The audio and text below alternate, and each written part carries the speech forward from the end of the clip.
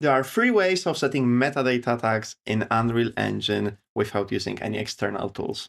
You can do either C++, Blueprints, or Python. However, if you go with C++, it's going to be tedious. You will have to create some classes, compile everything, and it's gonna take some time before you are able to run it. If you go with Blueprints, it's still gonna be a bit of work, but not that bad. You just have to create a separate blueprint asset, set up few nodes, probably about 3, and you can run it. Or you can just write 3 lines of code in Python. So for instance, if we have this chair asset and we already have its path copied, we could just go to output log, then make sure that we are in the Python mode, paste this snippet of code, and it should have set us importer rules applied tag, and it should have value true. And if we go to the asset, right mouse button on it, go to asset actions and show metadata, then we will see that yes, this value has been set here, and we could even try doing it again, but then we can change it to false, and it's going to work. And if I show metadata again, this value is set to false. All right, but the issue is that it's not so user-friendly. Yes, you can do it, but if you tell someone who's not experienced with Python to do that, he's just gonna laugh at you. Or he will be quite sad because he may be desperate and he may have to actually use the solution. And people are not stupid. Even those who are not experienced with Python will know how to work with this. If you give them those 3 lines of code and they will see that there is first some name and then some value, they will be able to modify the script. However, it's gonna be pain in the ass. So how can we fix it? Because there is viewer for showing metadata. How about making an editor? And I thought that many of you who work in some studios probably have those in-house, but there was no plugin for it, so I just made one. And if you right mouse button on this chair, you can go to Asset Actions, Edit Metadata Tags, and here's your editor. So now we could, for instance, get rid of this importer rules applied, or to change the value so we match using lowercase as here above. So a simple thing. And maybe also let's remove the category. So hit apply, and now we can preview it either in this editor, or if you don't trust me, use show metadata, and category is gone. And now both of those Boolean values are using lowercase. But what if you want to apply changes to many assets at once? So if we select them, those 2 assets here, we can still go to asset actions and edit metadata tags, but now it's different. If you hit apply, it's gonna apply only to the asset that is currently active. So the one that is here on top mentioned in the title.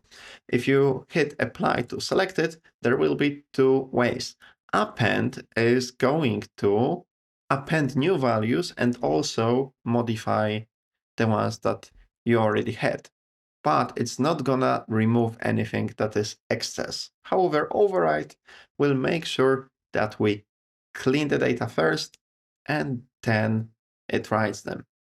It may change over time. I'm open to your feedback, and the more people use the tool, the better direction it will have. So those things are prone to change, but I will make sure that they are user-friendly and that they will make your life easier. So let's, for instance,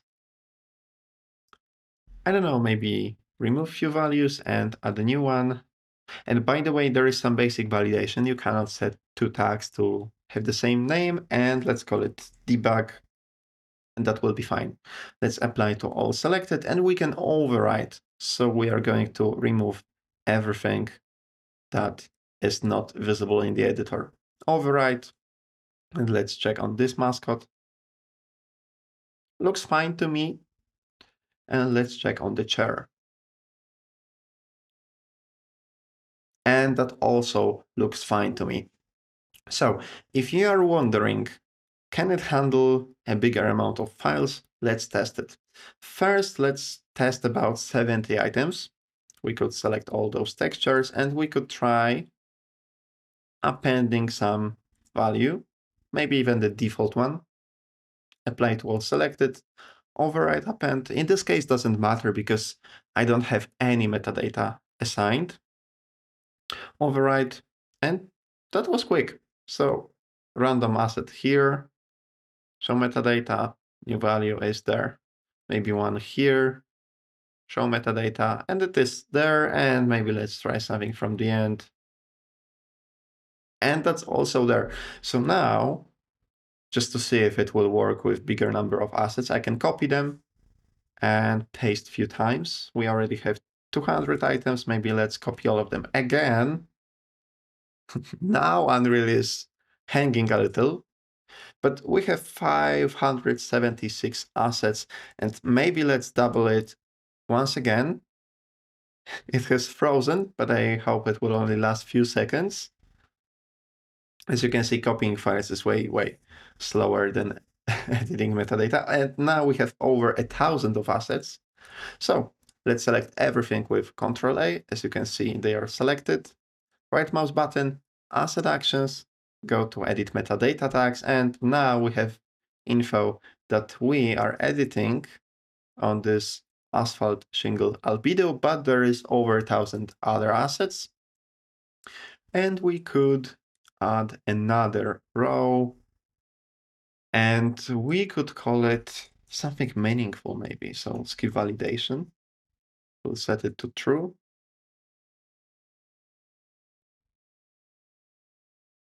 And oh, it just refreshed everything in the content browser. They are sorted now. So apply to selected, override, and it's already done.